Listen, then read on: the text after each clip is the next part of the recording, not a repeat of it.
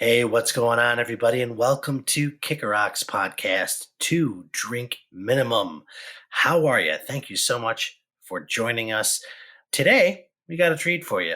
We are reviewing another new release. Well, it's fairly new. It's been out for a few weeks now, close to a month. But if you haven't seen Malcolm and Marie yet on Netflix, check that movie out because we are going to talk about it now and we're going to give it our review. And we don't want to spoil you, so if you're anti-spoiler, watch the movie first, then come back to us and see what we thought. So that's what we're talking about right now. Sit back, relax, have a drink, and enjoy.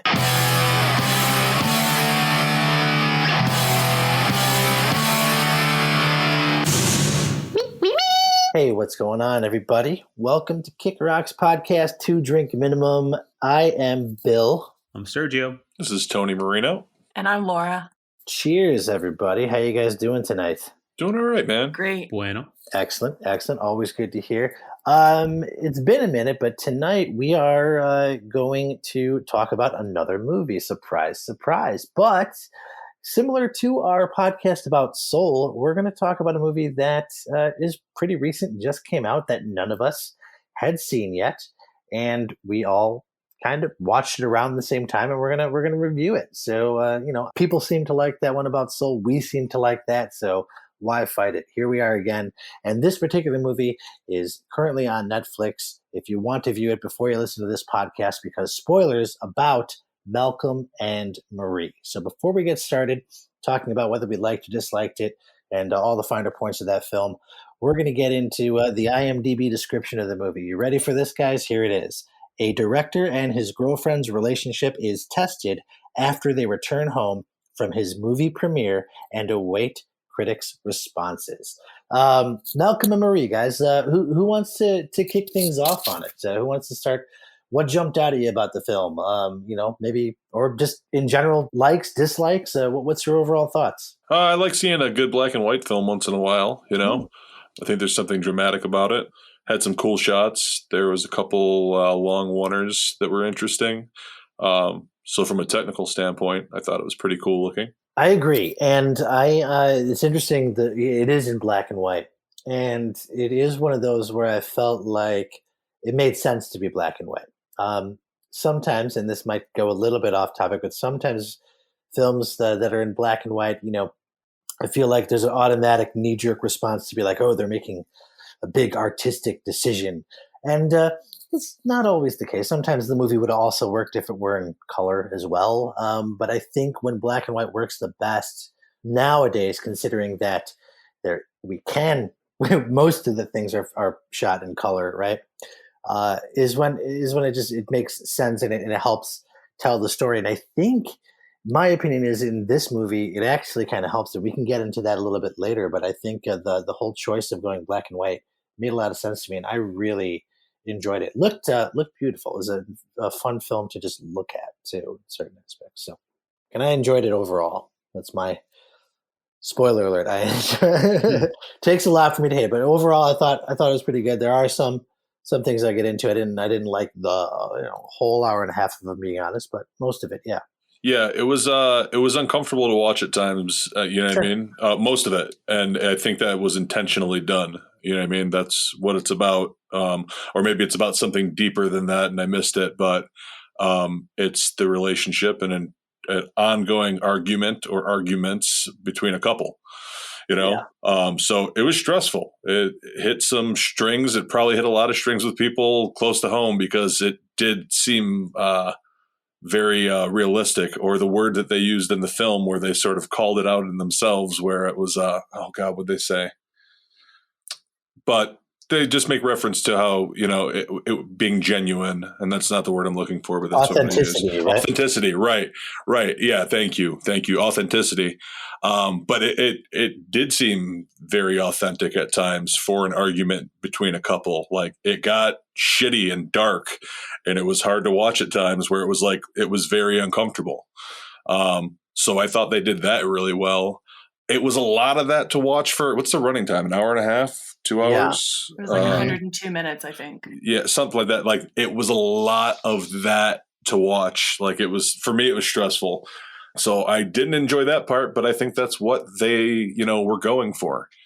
Because it seems so authentic, as they said. But I will say, I thought the acting was incredible on both of them. I thought they did a really good job. I agree, and it's the acting on both sides, yeah, which is for Zendaya and John David Washington, and that's it. It's just those two carrying the film, and it's all shot in the one location. So great for a 40. They probably did this in 48 hours. I would guess. That's probably what they did. But that worked out great. It felt like a lot of it was in real time, even though there were like very little time, little time skips here and there in certain sections. It actually felt like it broke it up into acts. It felt a lot like a play for me personally to watch it. I felt a lot like a play, and that's with the dialogue and I guess the intimacy. Like, it kind of puts you right in there, and even when they were across the house from each other yelling, it still felt like more of an intimate setting to me, and just like it did feel like a play the whole time. So with music only being used as like mostly for transitions and things like that instead of carrying throughout the film, because there's mostly no sound in the film other than the few songs that they choose here and there in between kind of transitional periods of the fight and make up in the fight and make up in the fight and make up this roller coaster ride we keep going on through the whole thing. Yeah, I don't think I noticed that they did that with the songs for the transition, so I'm glad you pointed that out.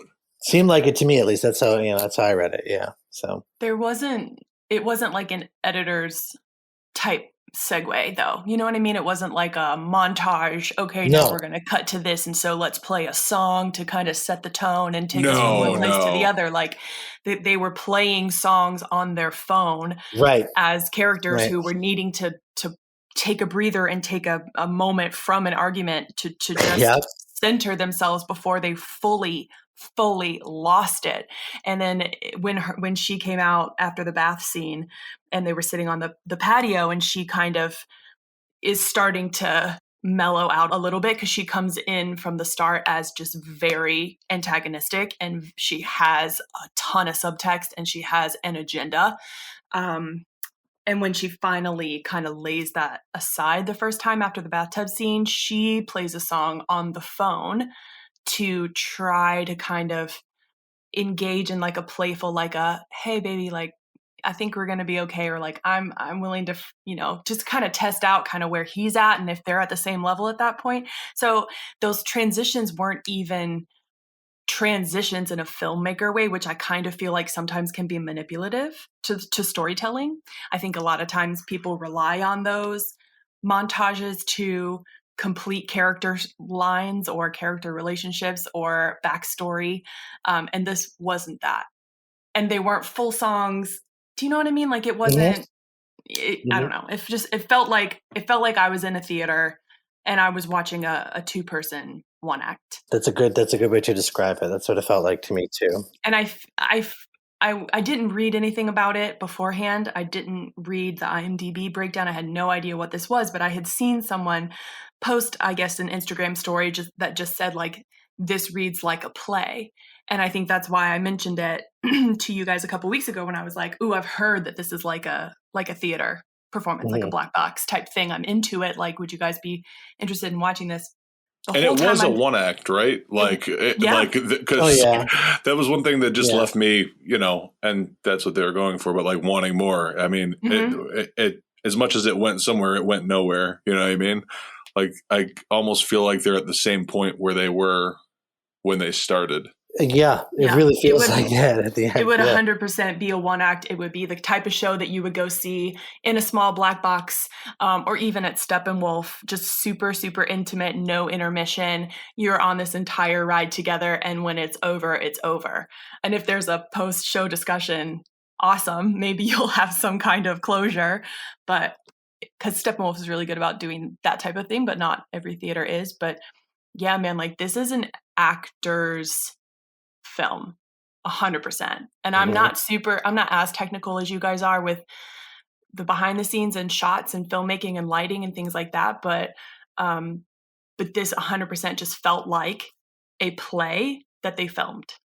obviously very intentional with some of the shots, you know, in terms of like him being in the background of the house, kind of pacing around, and then her coming out the door in the front and lighting a cigarette, and they're both still in frame. Like those things were very, very, very intentionally choreographed and lit and, you know, marked. Yeah, there was a lot of stage lighting for sure that had nods to that. Yeah.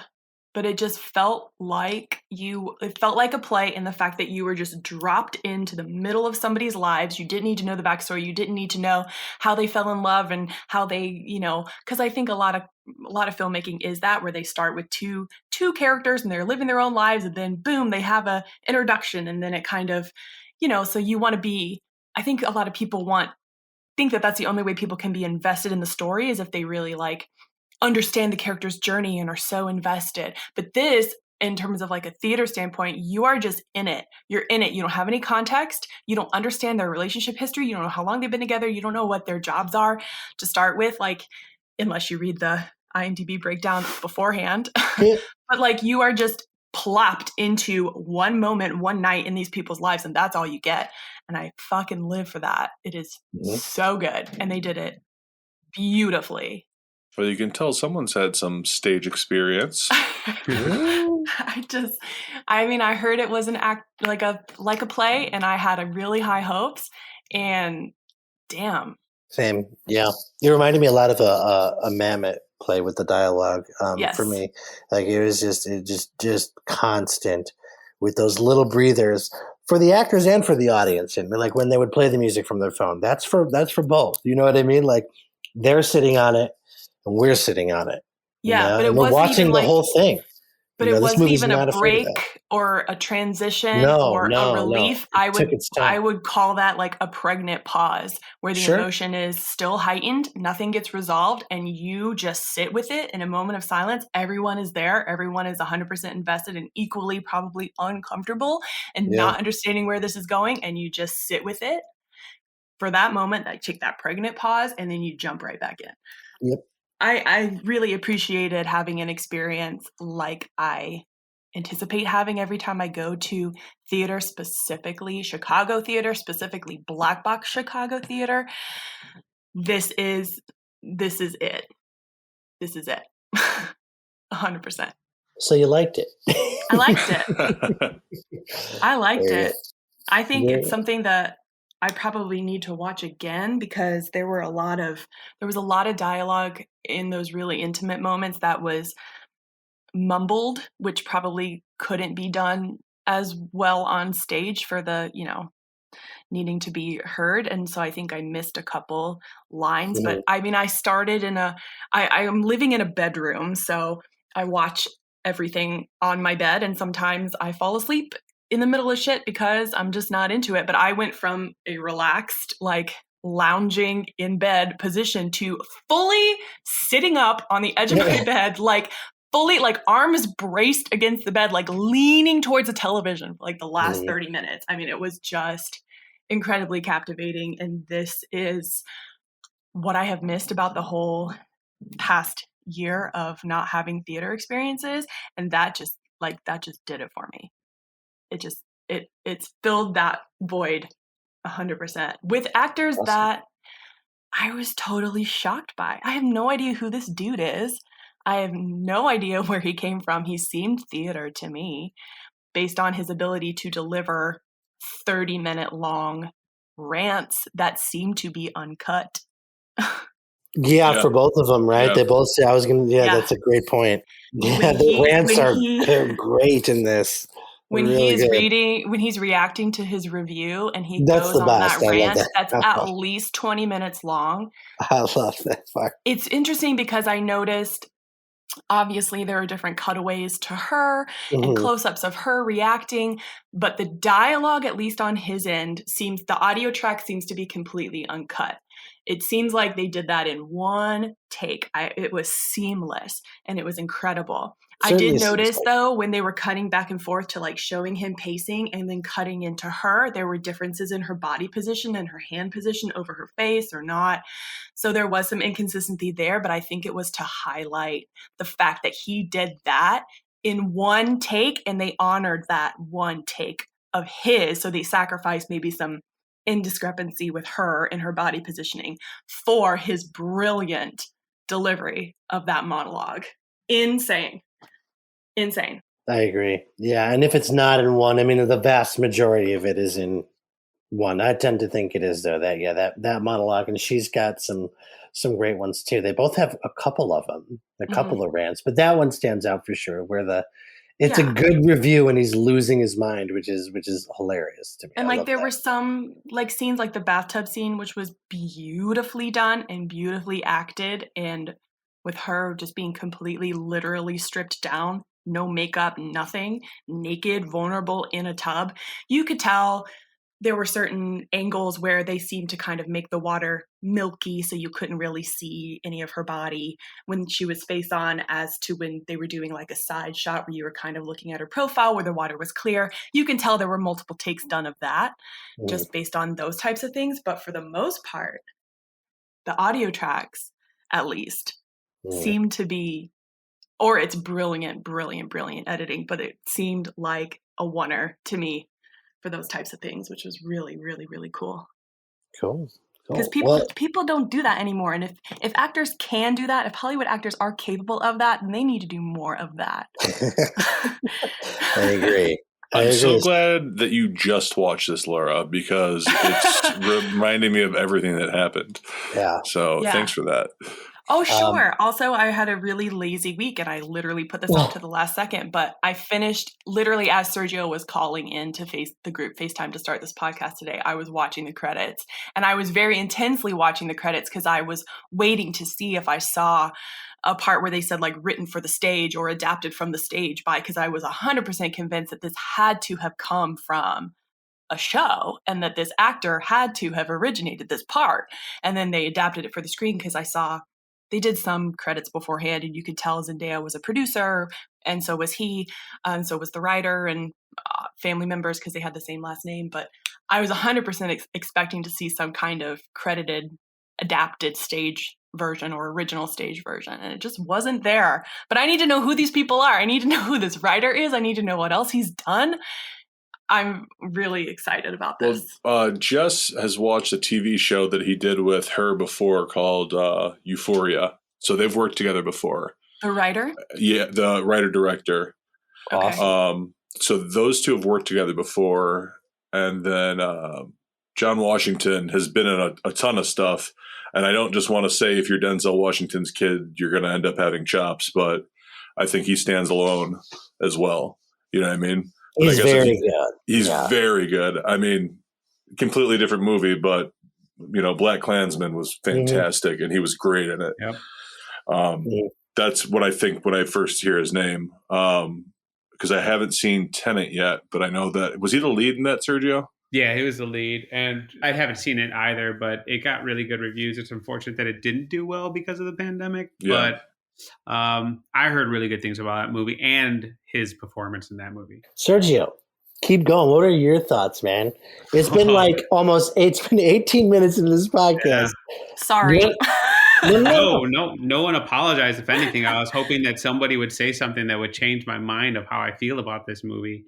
Laura, I did not like it. I just here we go. Did not like it at all. But it's okay. So cinematography, gorgeous, beautiful. Nothing like when the scenes when they were in the backyard and the lighting on those trees, the way they look like monsters coming out of the ground. I was like, oh my God, that's beautiful cinematography. The acting I thought was really, really good. As actors and individuals, I thought they did really, really well. My problem was, and it's probably, and I'm going to offend so many people by saying this, I don't really care for theater to begin with. So maybe that's why I didn't like the story. And I didn't like the story in general, which made me not really care for the writing. So that's where I really struggled with it. Now, I have this thing where I always say, it's the director's job and the actor's job to really pull out emotion from your audience. And they did that. They succeeded. So they had beautiful cinematography. They had beautiful acting. They were able to pull out emotion to me where I got frustrated. Just like everyone's saying, they're frustrated with arguments and stuff like that. But at the end of the day, I I watch movies to escape reality, not to bring me into something like, yeah, this is like a real unhealthy relationship and these two people should not be together. Like there were so many little things that it just like, I'm like, why are you with her, dude? Like, come on. Like when they had there was one argument, I wrote this down, where she had the audacity, in my mind, she had the audacity to ask him, do you think the movie would be as good as it is if we weren't together? And it's like, you can't do that. You can't have this person sit here and tell you, predict what the outcome of this movie would be if you weren't together, if you were together, or whatever. Like, you guys are together. And whether or not he used your life story or a bunch of life stories that he's experienced to write this movie, and he did offer her to act in it and she turned it down. And then on the biggest night for him to say, I wanted to be in it, it's like, it irked me. So to me, it was the writing. I was like, the storyline was just like, it's not for me. Fair enough. Yeah, fair enough. That is fair. I mean, I do think it was a pretty like subject. Why? Like, what am I trying to say? Like, subject material or not for their fight, I do think it was a completely realistic version of how couples who know each other fight and take jabs at each other and the way that the power dynamic shifts and how people can stoop so low to just cut so deep, and that they hate you one minute and you want to and you kiss them the other, like it could, if it was played poorly and acted poorly and directed poorly and written poorly, it could have come across as really just stupid and really emotionally volatile and just dumb, and like, oh, you literally can't hate someone and then want to fuck them and then ripping the clothes off one moment. But there was enough of the highs and lows and enough of the pauses and the reactions and the not overdoing it and not making it melodramatic and not just screaming the entire time, because I think that would be the easy and immature and inexperienced actor and director's call, is to just make it an hour and a half of yelling. But to be able to have the variances in delivery and their subtext and kind of agendas and power and fighting to kind of get the upper hand in terms of who's leading this conversation and who's the one that's actually successful at getting their point across, it was pretty authentic from what I remember of being in relationships when it's been a while, and they were never healthy, let me just say. Like, I don't know, I feel like it could have been done so badly to make me not care and to make me be like, oh, well, this is just about you wanting to be in his movie. But it hit so many other levels, and that there was a really, for the majority of at least the first half of the film, I wasn't really sure whose side I was on, who had a better point, who was being just kind of petty, and who was hurting the other one, and who needed to walk away, and who was gonna walk away, and who they weren't gonna find when they rounded the corner looking for the other one, like who would have given up. And then in the end, her very last speech that she gives before they go to sleep at night, like, I was like, oh shit, girl, like, you did it.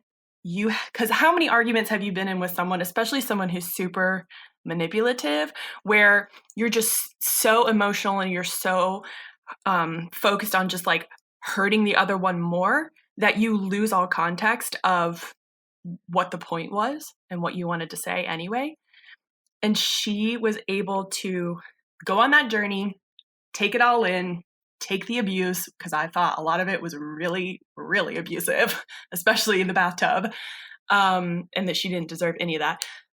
But she was able to ingest that, take it all in, digest it, sit with it, and then still come back to her original point, but in a beautifully articulated way where you're like, oh yeah, she actually had the upper hand the whole time.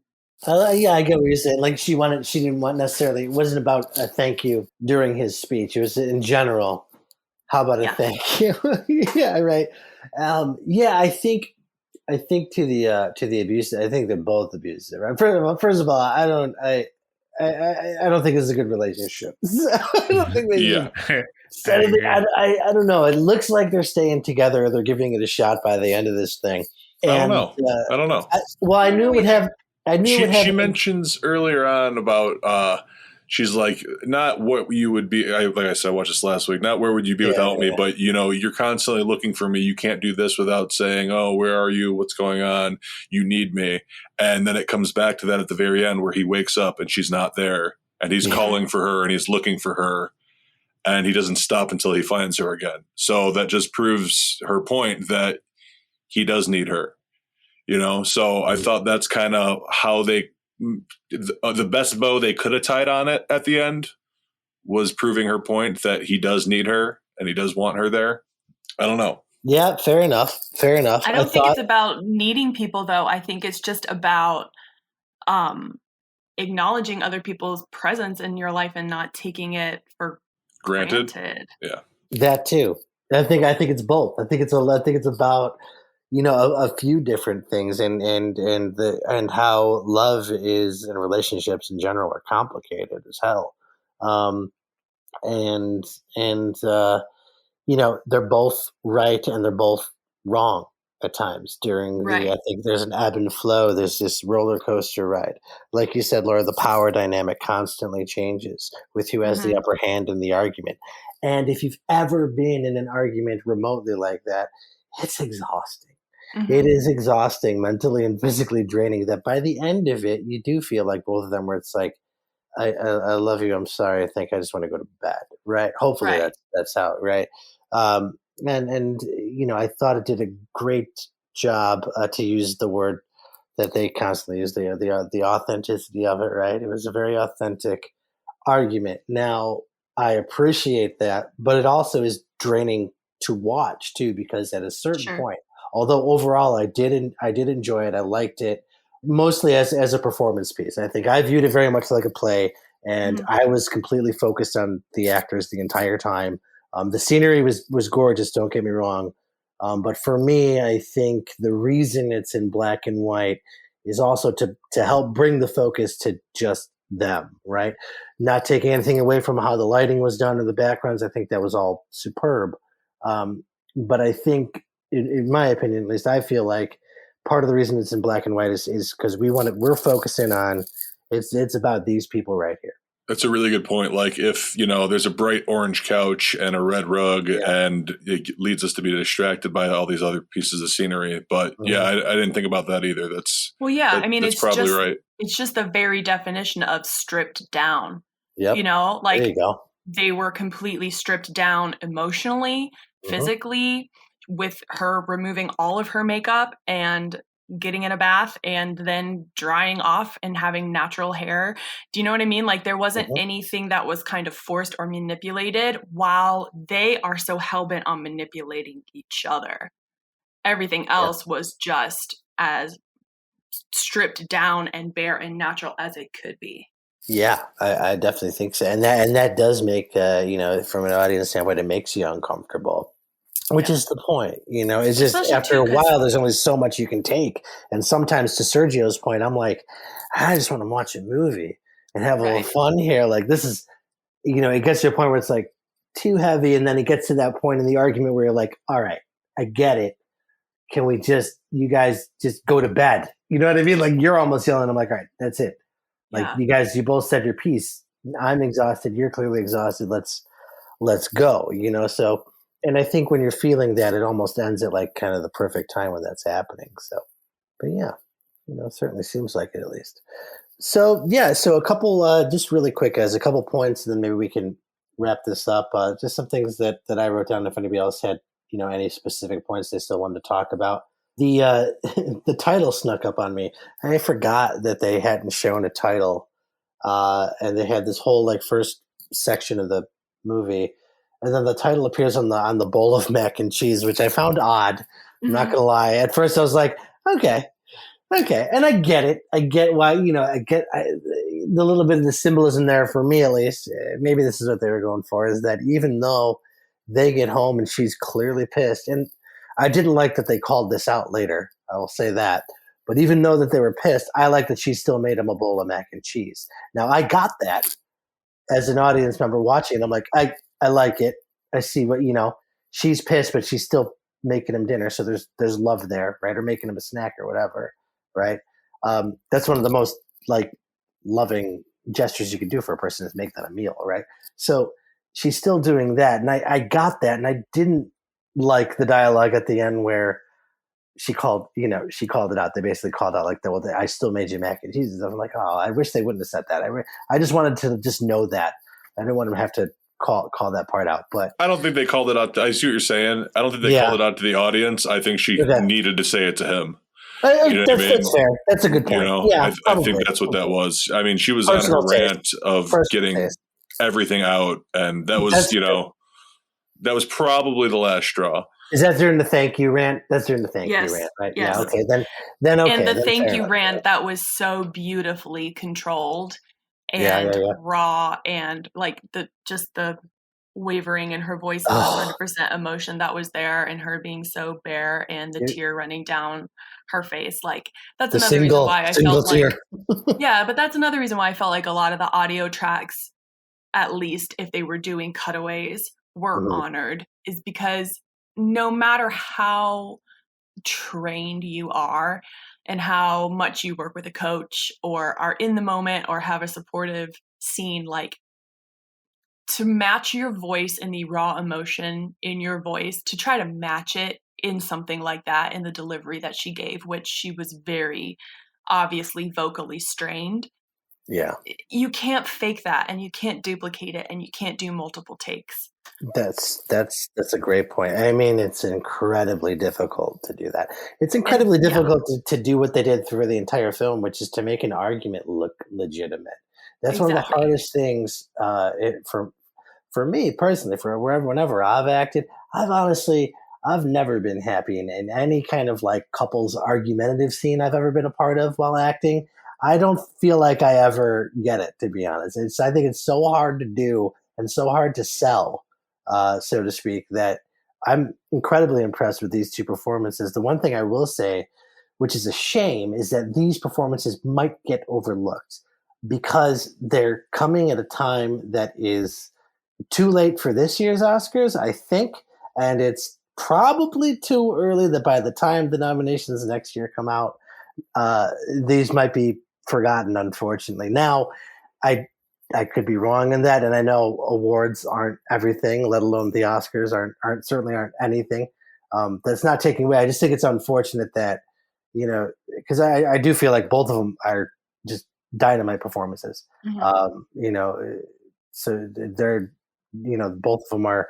I knew we're good before this, but after seeing this, I'm like, I want to see them in other things, and I'm very interested in Euphoria now. I wasn't before, but now I want to check that show out to see what Zendaya does in that. Well, and I don't know if there was any kind of intention with it being released in February during Black History Month. As a white person, I can't honestly speak on any of this. I don't know if that was intentional, but I do remember seeing an article that was shared very recently amongst friends on Facebook and also on Instagram, where it was a list of movies that were celebrating Black lives and Black relationships. And I think the key word or the key phrase that this list had said was something along the lines of films that do more than just focus on Black trauma, which, I mean, I think when you think about the opportunities in the past that have been attributed to casting like that, it's been, let's make a movie about slavery. Let's make a movie about this. And it's just focuses on that. And so it's just a film that, there are some racial tones that are mentioned when he talks about the white woman that writes the review. And they do talk about they go very lightly into Black and white dynamic there. But I do wonder if it was very intentionally released in February just to normalize Black relationships and Black storylines that aren't focused on Black trauma. So I don't know. Maybe that's why it came out. That's a fair point. I'm sure there's a reason for it. Yeah, I'm just saying it's unfortunate that the industry is like that, because I do feel like, they have that whole awards season and awards, there's that sweet spot where certain movies come out and certain performances come out at a certain time of the year where they're pushing for the nominations and whatnot. I mean, we know that, right? So it's like, that's why same thing with summer. That's why there's the summer blockbusters, right? They come out at certain times for that reason. And for whatever reason, usually I believe January and February are typically your slower months, or some of your slower months as far as that's concerned. But yeah, you never know. I mean, I hope these performances do not get overlooked. I do too. I think there's a chance they might, and I think it's unfortunate because of the timing of the release. But we'll see. We'll have to wait a year to see, but we'll see. I hope they don't. I hope that this movie is talked about, at least from the performance aspect of it. Same. And I hope that even though it wasn't adapted from stage, I hope that it is adapted to stage. Because I really think that this is something that could do extremely well in a black box theater setting, and I could see that, or something like this. Yeah. I mean, it's something that you would go see at Red Orchid in town or Steppenwolf 100%. It kind of does feel Chicago, doesn't it? It really does feel like that kind of. It has that kind of little bit of dare I say, an edge to it, right? And that dialogue. Yeah, I want to kind of lean towards the word like experimental theater, where it's just the concept is so simple, that it then snowballs into like just anything and everything, because what's simple actually is really, really, really complex. Yeah, and I do love what you said before about how we, through the dialogue and through the subtext, we learn about these characters.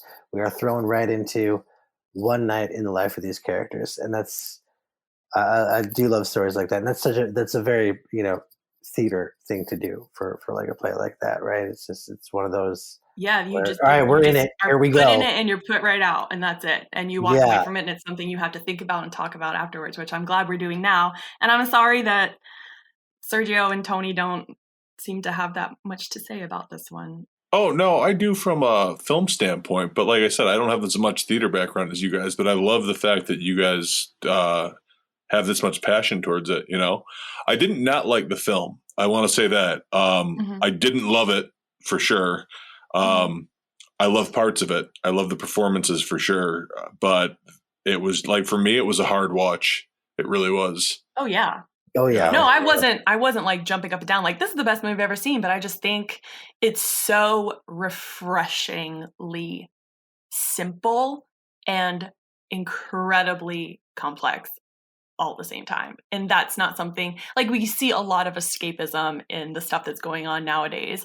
And we all desperately need it. But to kind of be put back into a moment of just pure 100% authentic reality in that uncomfortableness, I think there's also a comfort there too, in being like, okay, well, this is an everyday type thing, and it's a thing that can be normalized, even though it is an incredibly difficult aspect of human relationships and human connection. Like, is refreshing to kind of see something real in a world that seems very dystopian these days. Well, it's those things you wouldn't normally hear about, right? Like, meaning like, so that couple leaves the after party that they went to, and everything's fine. And when they see somebody from the after party later on, they're never going to know that this fight even happened, right? Probably not, right? So this is just for them. It's a very intimate moment in time for just this couple, and they're probably the only ones, maybe, that are ever going to know what was said and what was done in those few hours when they got back home. And that's okay. And I think that rings true to everybody, because there were, a few, maybe not exactly how things go down, but there's a few, I think, moments that I think everybody can point out and go, oh, I've been there. Like, oh yeah, okay. I get, this is the part of the argument where, okay, I see he knows he's wrong. He's frustrated now. Yeah, she got him good. Yeah, and you're like, oh man, don't do it. Don't bring up the ex-girlfriends. Don't bring up the sex. Don't make her feel like that. Don't do it. When he comes back into the bathroom, after he said all this stuff, and then he comes back into the bathroom, and he's like, you know what? I'm like, dude, don't. What are you doing? It's one of those things where it's like, come on, dude, just then out, you gotta go cool up. But in the heat of the moment, do you have that wherewithal? Probably not. So I think those things ring true about it. I also appreciate the fact that even though it's an argument and it's kind of, you realize at the end, the same argument, even though it seems to be 4 or 5 or 6 different arguments, there's no yelling. Not really, not unless they're it's not warranted. Screaming not unless at each other. No one's throwing shit. Each other. No one's breaking things. No one's punching walls. It's not abusive in that way. I think the only time he ever yells is when he's going on that rant, which she's reacting to by giggling about the review, and it calms down that intense moment that could be seen as just yelling, because you're watching it from her perspective, which is that, oh man, like this guy is so silly, like this is or he's got a mouthful of macaroni and cheese, and it's almost comical. Yeah, so even though it definitely is uncomfortable and the subject matter is tense, and that's why I think this was done so masterfully, and it could have been such a disaster as if it had just been rage and anger and yelling and breaking things and punching walls. Like, no one wants to watch that shit.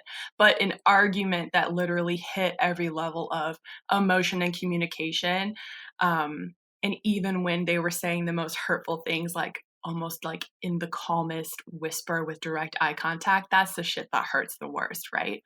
Sure. I mean, it's just, it was done so well. Yeah, I mean, the performances really are great. Whether the subject matter is your cup of tea or not, I don't think there's any denying these two actors. It's really, really cool to watch. So if you're listening to this and you're into theater or an actor and you want like a really nifty case study, particularly how to sell a couple's argument, watch this movie, because you'll learn something from these two. They do a really excellent job of that, and I have to give credit probably to the director and writer as well. I'm sure it's everybody working together to help sell that and get that done. So Sam Levinson is the writer director, so he deserves a little bit of credit there too, I think. So it's all coming together there. But yeah, I mean, it might not have been enjoyable to watch from a story standpoint, or certainly not fun, although I would argue there are some funny moments that arise from the fight and the anger and everything. But overall, I think it's one of those pieces that throughout, like it will make you feel something when you watch it, and it will make you draw your own conclusions, I think, at the end of it too. And it just kind of takes you in, and it just spits you out. Like by the end, you're like, okay, everybody cool? Are you all tired from that argument too? Good, we're done. Yeah. Movie's over.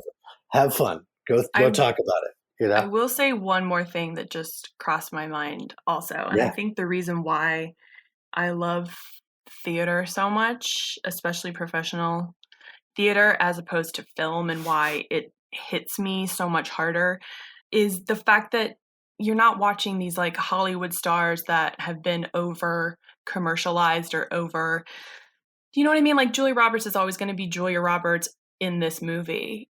Mm-hmm.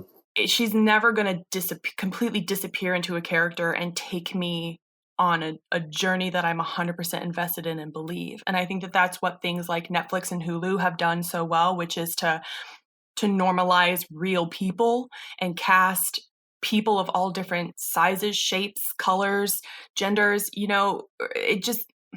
It makes it, I can get lost in a story and in characters and believability if I don't know that much about the people that are playing the parts. This guy was a total unknown to me.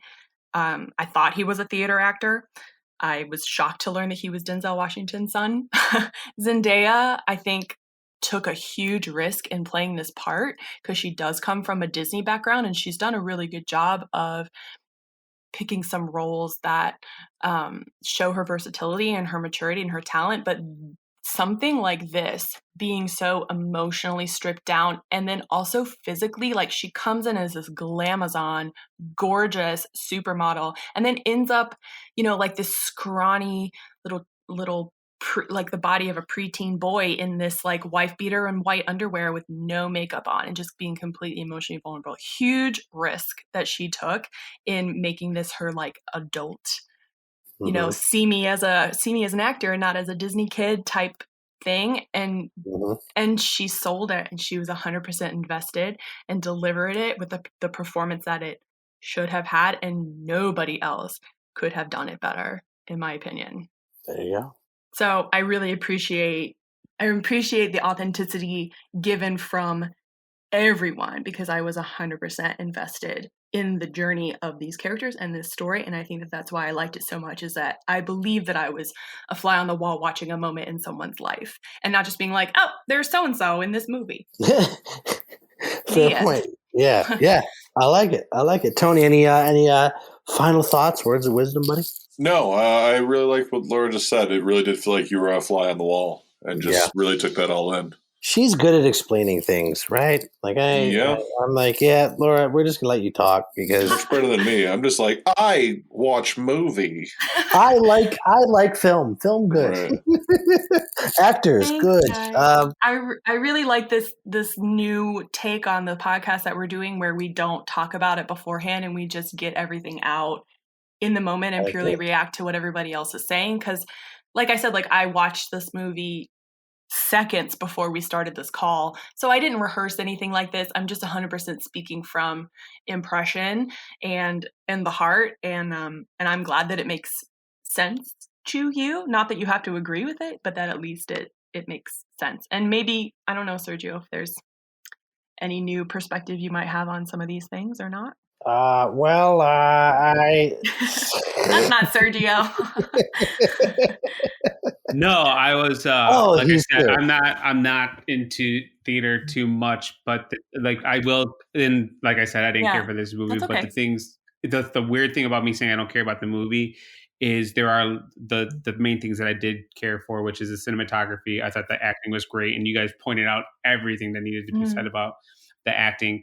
And then one thing I didn't say, but I want to give credit to the director writer, which this is my personal opinion in regards to the times we are living in. I have a feeling that when he wrote this, it was probably a product of the pandemic, in which how do we write something that can be very easily and simply done with a very minimal cast and crew, so that we don't have to have a lot of people crammed into a space. And that piques my interest to think about it from that perspective. And it also makes me think, like, I don't think for me this movie didn't work, but is there a way to continue to make film with a 2-person cast and a single location, and can it be entertaining for all? I think so. That's what it left me. So yeah. Mm-hmm. Yes. So Laura, get your memorizing skills honed in. All right, we're gonna do just you.